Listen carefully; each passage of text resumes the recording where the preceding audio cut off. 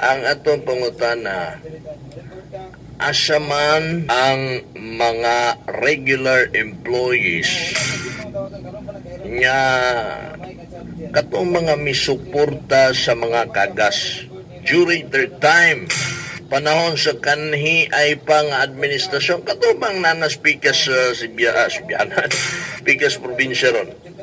Asa man ang mga regular tuas sa lagyo, gipanglabay sa lagyo, ngunit tinuod diha, gipalisod-lisod, gilabay sa lagyo para malayo sa pamilya. Regular na ang akong ginapasabot, ha? Asa na lang ang mga GO, ang mga job order. Kaya ang mga regular gipanglabay man bot pasabot, dili nila kayang tanggalon kay regular, pero ilahang gipalisod-lisod. Ang mga job order gipangtanggal tanan. Ilaha tanan ang nakatrabaho. Walay na bilin bisag tunga.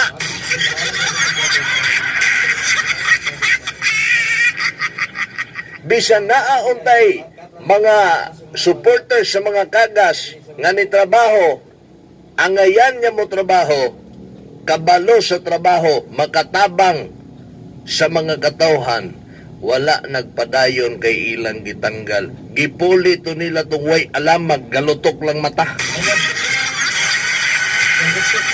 Bisag di mapuslan sa gobyerno, di mapuslan sa katawhan. Pitok-pitok lang mata. Basta kay ilahang mga tao, ilahang mga paryente, pasudlon, bisag way nada, bisag way alamag, bisag wa kabalon sa trabaho.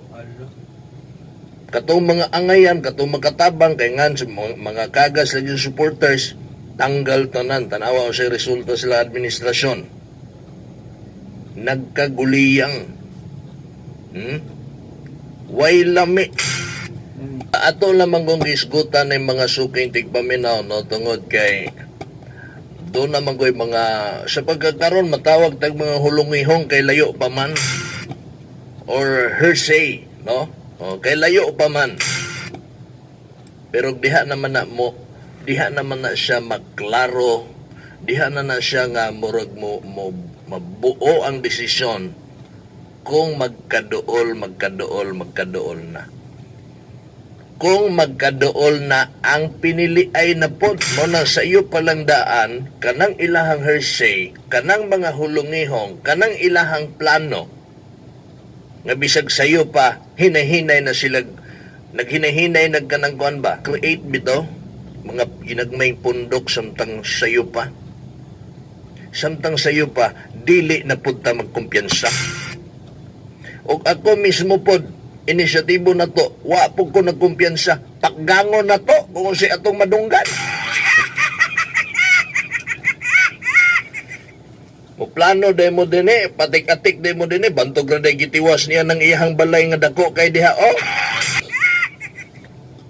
Para papuy-an dayon, parehistro dayon, piti sayo naman lang na, ang kanunay natong ibutang sa atong alimpatakan mga suking tigpaminaw kung panahon yung magpatik-atik na po na stua, dapat ilhon na nato ang kinaiyaan na, ilhon na nato ang nahimo anak niya, dili ba siguro mga suking tigpaminaw nakatilaw naman ta, gisuka naman nato na mukaon pa day mog sinuka. Example, si Bibot Lampara. O, kasi kailan ni Bibot Lampara diha. Dugay na kaining empleyado sa gobyerno. Si Roxanne Hunsay. Hunsay nahitabuan ni nila, mga regular man ni sila. Sa panahon atong katong magpalumaluman na pod. Gipanglabay intaw ni sila sa layo. For your information. Diba? Gi-assign og layo dito sa may Barangay Manuel, sa Barangay Manuel Peralta, dito sa Malita. Layo kay gilabayan. Nya iyang ilahang pamilya na din eh. Dili lang kay si Hunsay o si Lampara ha. Daghan ni sila. Tanang mga na-regular nga mga misuporta sa mga kagas. Pag mahibalan ka nga nisuporta ka sa mga kagas, ya regular ka diha. Lagpot yung kaslayo. Lagpot kaslayo. Kaya di man kanla kayang tanggalon. Kaya kung pwede lang katanggalon, tanggalon ka oy. Why mabilin? Why luoy-luoy? Sa administrasyon atong usa? Kaila bagluoy to. Bisan pag unsa ka kwalipikado, unsa ka kaangayan, nga bisan pag ikaw ray nakamaoan ng trabaho ana, basta kay dili kay ila, tanggalon jud ka og pulihan ka kanang way alamag, basta kay kaparinti. Di ka balo makapadagan anong opisina ha. Maoy ipuli as long as ila ha. Kung dili ka ila, goodbye Philippines. Tinuod na ba? So ang akong point, kung dili man lang sila makapatanggal og regular, pero ilahang malabay sa layo, palisod-lisuron nila, yakang-yakan nila ng tanggalon ang mga job orders. Pulitanan. Way masala. Pulitanan. Ingana sila mga higala. Diba? Kung mag-isgot na sa mga kagas nga administrasyon, mangutana mo ang mga kagas day Mike, ang akong tubag, dili ingana ang mga kagas. Kaysa tinuod lang naagihapoy mga dili pro kagas nga karon nagpatik-atik. Nga nanrabaho sa gobyerno. Sa City Hall man o sa Kapitolyo man. Pero kung angayan ka din ha, makatabang ka sa administrasyon, makatabang ka sa katauhan, makatabang ka sa syudad, makatabang ka sa lungsod, makatabang ka sa probinsya, di makatanggalon sa mga kagas. Nakatabang makagtinarong.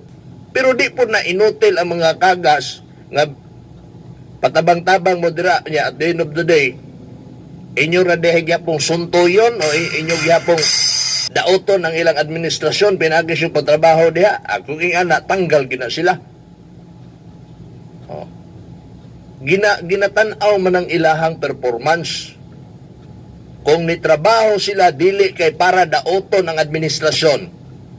O nitrabaho sila sa rason nga makatabang sila sa katauhan, magpadayon na sila din na.